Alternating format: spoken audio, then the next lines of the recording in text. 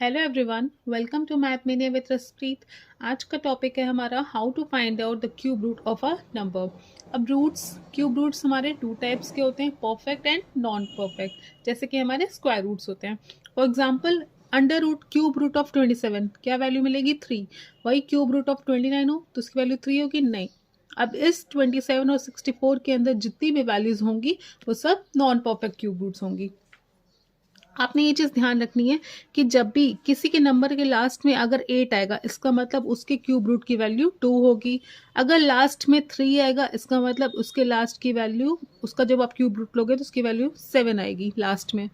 फिर आपने देखा अगर लास्ट में 2 है इसका मतलब 8, क्योंकि 8 का क्यूब करोगे तो 512। ये चीज आपको ध्यान रखनी होगी। स्टार्ट करते हैं एग्जाम्पल। फर्स्ट एग्जाम्पल है हमारा 19683। आपने क्या करना है, 3 डिजिट्स को सबसे पहले सेपरेट कर देना और ये आपका पार्ट अलग होगा, ठीक है।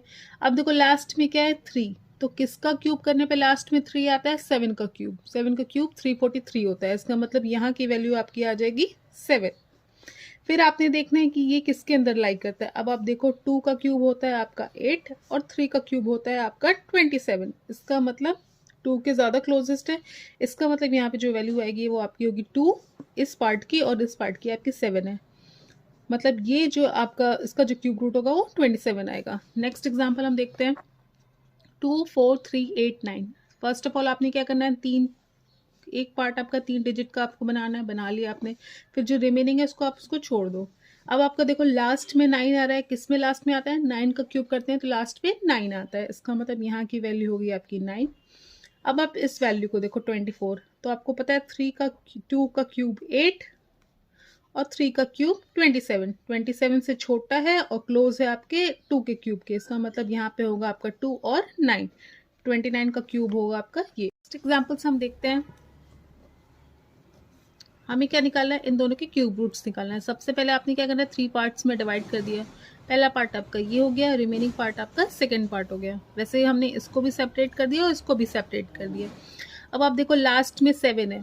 लास्ट में 7 है, किसके क्यूब का आप करो, 3 का क्यूब आप करते हो तो लास्ट में क्या आता है 27। 7 लास्ट में आता है, इसका मतलब यहाँ की वैल्यू होगी आपकी 3। अब आप इसको देखो 389। आपको पता है 6 का क्यूब होता है 216, 7 का क्यूब होता है 343 और 8 का क्यूब होता है 512। तो ये वैल्यू किसके क्लोज है, 7 के क्लोज है। 8 के क्यूब से छोटी है, इसका मतलब 7 आएगा, तो इसकी वैल्यू होगी 7 एंड 3। नेक्स्ट एग्जाम्पल हम देखेंगे। 2 पार्ट्स में हमने डिवाइड कर लिया। अब देखो लास्ट में 7 है, फिर आपको पता है 3 के क्यूब में लास्ट में 7 होता है, मतलब ये सिंपली आपका वैल्यू हो गई 7। अब नेक्स्ट आप देखो 250। 250 किसके क्लोज है, 6 का क्यूब 216 और 7 का क्यूब होता है 343। 7 के क्यूब से छोटा है, मतलब ये वैल्यू आपकी नियरेस्ट है 6 के, तो यहाँ पे आएगा 6 और ये हो गया 7, तो 67 आपकी इसकी वैल्यू आ गई। अब ये हो गए आपके छोटे छोटे नंबर्स। अब आप थोड़े बड़े नंबर्स और देखते हैं।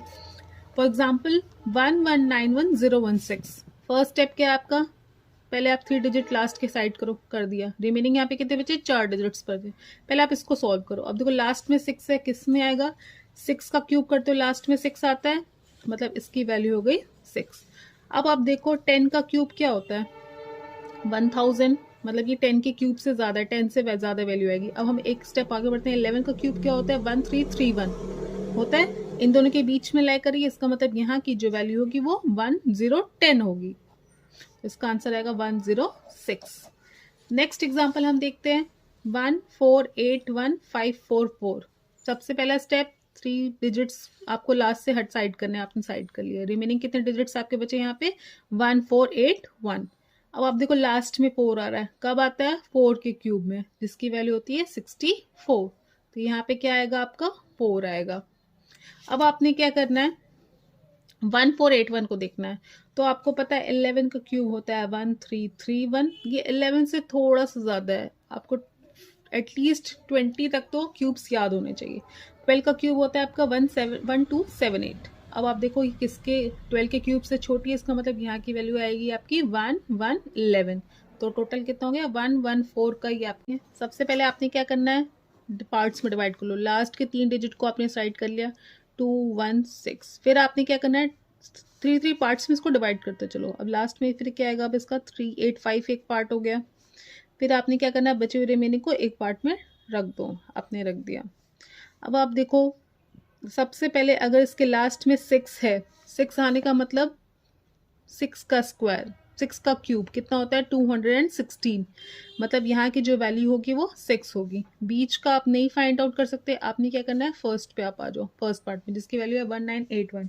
अब देखो 12 का क्यूब कितना होता है 1278 होता है, इससे थोड़ी सी ज़्यादा है, 13 का क्यूब और ज़्यादा होता है, तो आपने क्या करना है यहाँ पे लिख देना है 12।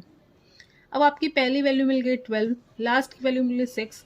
अब आपको मिडिल वैल्यू पता नहीं है, सपोज कर लेते हैं ये हमारी ए है। नेक्स्ट हम क्या करेंगे, हमारी जो यहाँ पे लास्ट में लिखी हुई वैल्यू है, जो कि लास्ट पार्ट है, हमने उसको नोट कर देना है 216, हमने वैल्यू नोट कर लिया। अब देखो 6 का क्यूब क्या होता है 216 होता है, फिर हमने क्या करना है यहाँ पे 6 का क्यूब लिखना है, इन दोनों को कर देना है माइनस, हमने माइनस किया, इधर भी जीरो, इधर भी जीरो, इधर भी जीरो, हमको इस वाले पार्ट से मतलब ही नहीं है ना, इससे मतलब है, हमें मतलब है कि ये मिडिल में क्या आ रहा है, तो यहाँ पे मिडिल में आ रहा है 0, ठीक है, और यहाँ के मिडिल की वैल्यू है आपकी ए।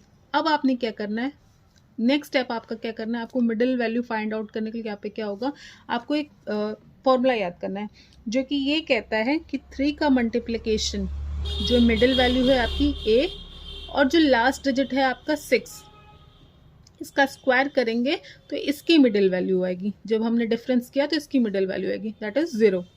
ठीक है, आपने लिखा 3 इंटू ए। अब आपको पता है 6 का स्क्वायर होता है 36 और यहाँ पे 0 चल रहा है, फिर आप 36 को 3 से मल्टीप्लाई करो, 108 इंटू ए इक्वल्स टू 0। अब आप ये बताओ 8 में आप क्या ऐसा मल्टीप्लाई करोगे कि लास्ट में आपका 0 आए। देखो 8 का मल्टीप्लिकेशन 5 से करोगे तो 40 आएगा, मतलब लास्ट में हमें 0 मिल रहा है, मतलब यहाँ पे ए की वैल्यू हो गई 5। हमें सिर्फ लास्ट डिजिट को देखते हुए चलना है, ठीक है, ए की वैल्यू हमारी हो गई 5, तो यहाँ जो आंसर आएगा वो 1256 आएगा।